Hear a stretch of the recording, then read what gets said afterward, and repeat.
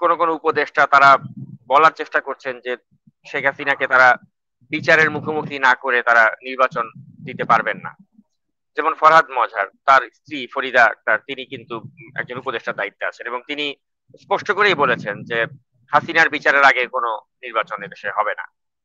তো এখন এই যে হাসিনার বিচারের আগে নির্বাচন হতে দিতে চাচ্ছেন না তারা, তো এখন হাসিনার বিচারটা বলতে তারা কি বোঝাচ্ছে, যে বিচারের রায় দেওয়া নাকি হাসিনাকে ভারত থেকে এখানে এনে বিচার করা?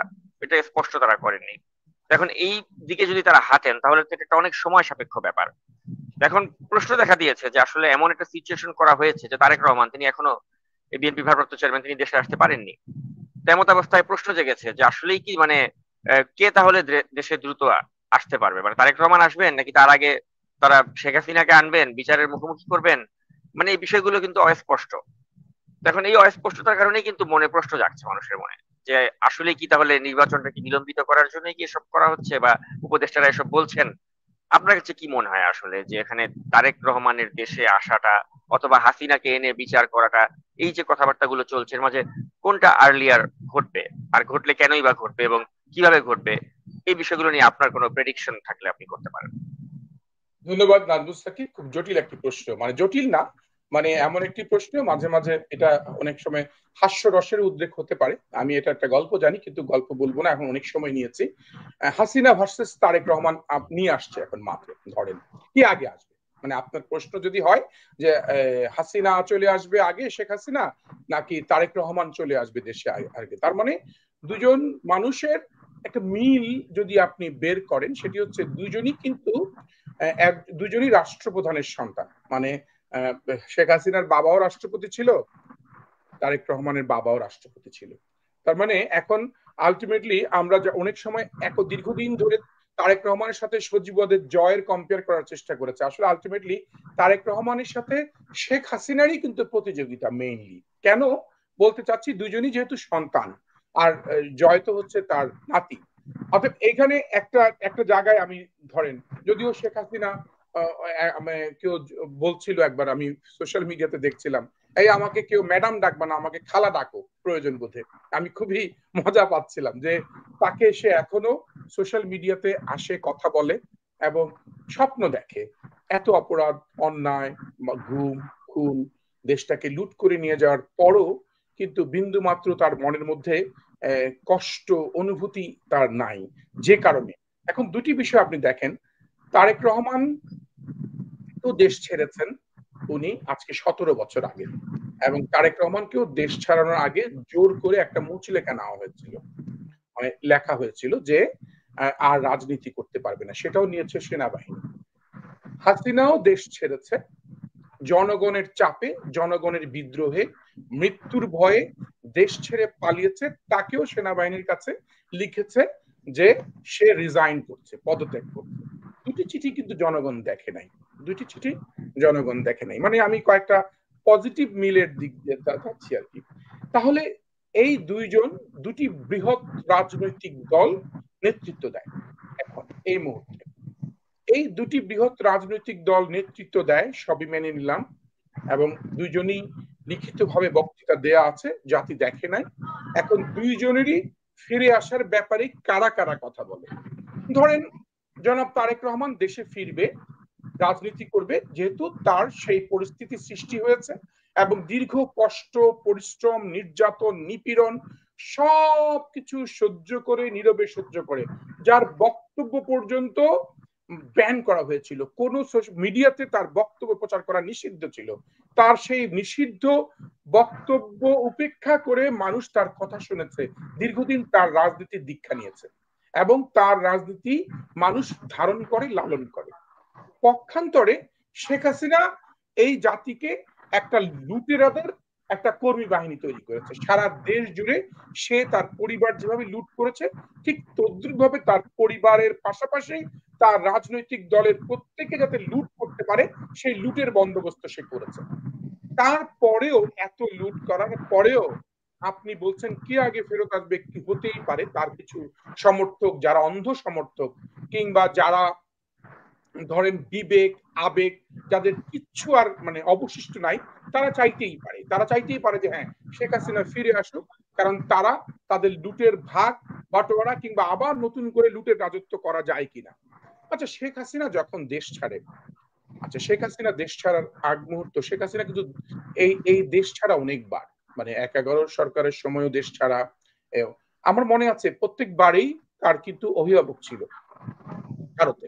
যখন প্রথমবার, যখন ১৯৭৫ সালে যখন তাকে ভারতে আশ্রয় নিতে হয়, তখন তার অভিভাবক ইন্দিরা গান্ধী তাকে অভিভাবক নিয়োগ করে লোকাল অভিভাবক প্রণব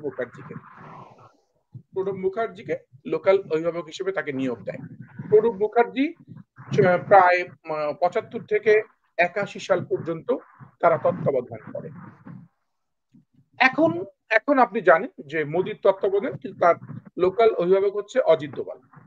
এখন তাহলে এই অভিভাবক, তার মানে তার কিন্তু একটা দেশ পালানোর একটা হারমোনিয়াস হিস্ট্রি, এবং সেখানে ভারতে আশ্রয় নিয়ে অভিভাবক পালন করা, অভিভাবক নেওয়ার, সরকারের শেল্টার নেওয়া। এবং এমনও হয়েছে আপনি জানেন, যেদিন সে পালিয়ে যায় দেশ থেকে, তার আগের দিনও কিন্তু তার সাথে মোদির সাথে কথা হয়েছে। আমি বিবিসি রিপোর্টে যেটি শুনলাম যে মোদির সাথে তার রেড ফোনে কথা হয়েছে, এবং ওই দিনও যেহেতু মোদির তার ৩ জন সিপাহা সালার, অমিত শাহ, অজিত দোভাল আর জয়শঙ্কর, এই ৩ জনই কিন্তু প্রচন্ড অস্থিরতার মধ্যে ছিল। এবং ৫ তারিখ তারা সংসদে আলোচনাও করেছে যে শেখ হাসিনাকে রিজাইন করতে হচ্ছে এবং শেখ হাসিনাকে ভারত তাকে নিয়ে আসতে হচ্ছে। এবং শেখ হাসিনাকে আনার ক্ষেত্রে তারা যে সহযোগিতাগুলো করেছে, এবং এখন যে প্রচারণা ২৬ তারিখে তাকে মিটিং করার সুযোগ দিয়েছে, এবং তারা ভারতে কলকাতায় একটা তাদের আওয়ামী লীগের অফিস করার সুযোগ পেয়েছে, এবং সব মিলিয়ে যে প্রোপাগান্ডা তারা চালাচ্ছে, যে গুজব তারা ছড়াচ্ছে যে তারা ভারতের সাহায্য নিয়ে, তার মানে কি?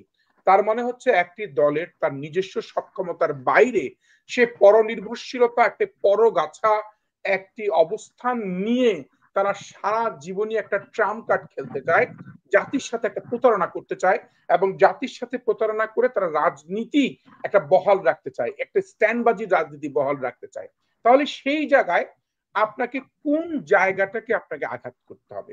আপনাকে শেকড়ে আঘাত করতে হবে। কারণ আপনি যদি এই রাজনৈতিক দলের ভিত্তির জায়গাটাকে যদি আঘাত না করেন, আপনি যদি বাইরে অ্যাপারেন্টলি যদি দিগ্ধ তথ্য এসব আলোচনা করেন, তাহলে কি হবে?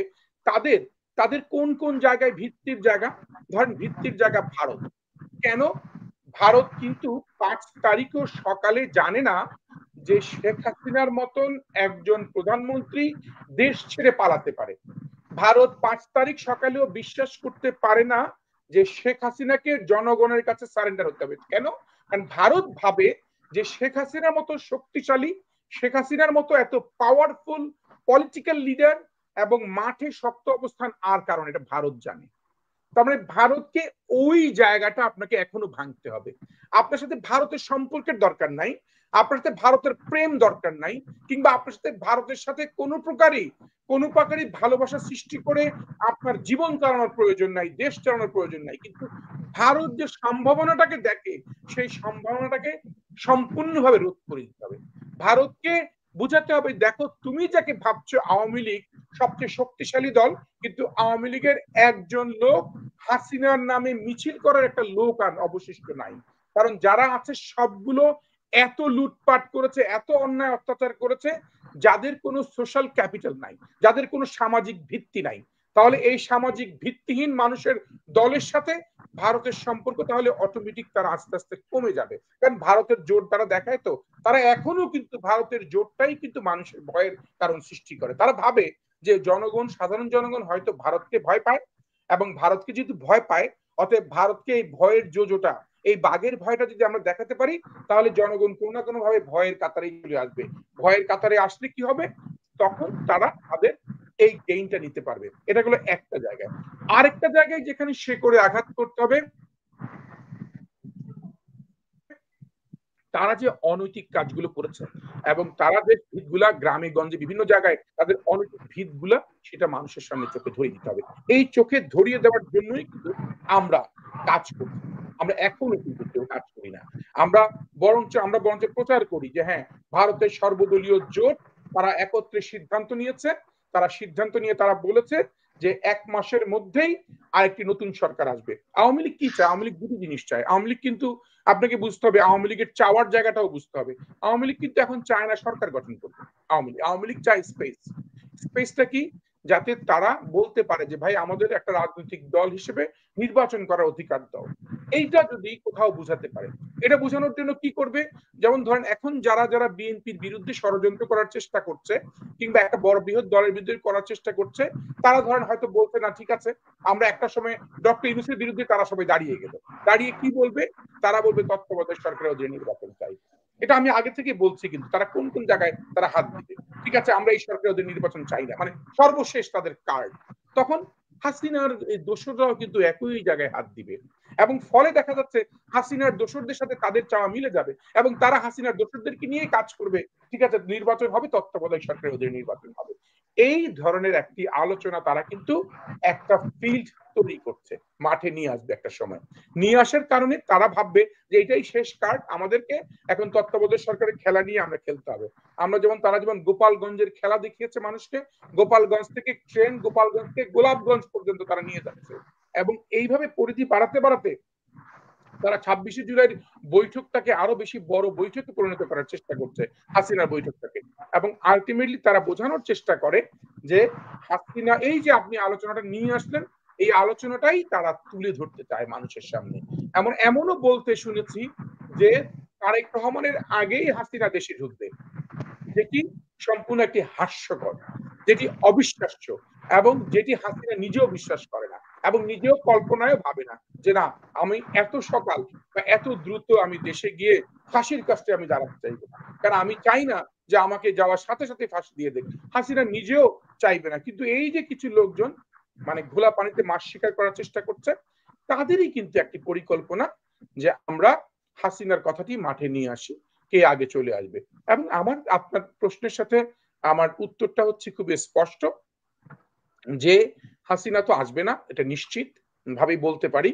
এবং ভারত এত বোকা না যে হাসিনাকে জোর করে তারা পুশব্যাক করবে, পাঠিয়ে দেবে, বিচারের মুখোমুখি করবে এবং বেচারিকে খামাখা এই বৃদ্ধ বয়সে শেষ বয়সে ফাঁসির মানে ফাঁসির দড়ি তার গলায় ঝুলুক, সেটা তারা চাইবে না এখন এই মুহূর্তে। আর তারেক রহমান যেহেতু বাংলাদেশে একটি নতুন বাংলাদেশ গড়বে, তারেক রহমানই দেশে ফিরে আসছে শীঘ্র।